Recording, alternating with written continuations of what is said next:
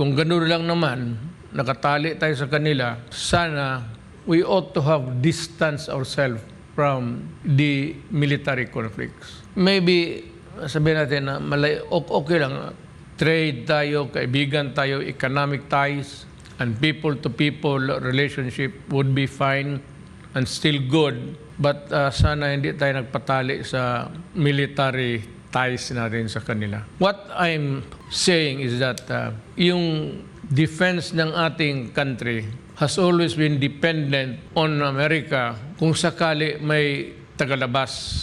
External, not internal. I will maybe admit to a certain degree na kung may gulo lang naman, kailangan natin sila. Well, granted independence 1937 something, 35. Yung pag-alis nila dito sa yung cessation of hostilities sa World War II, sana sinabi natin na mag-distance muna tayo.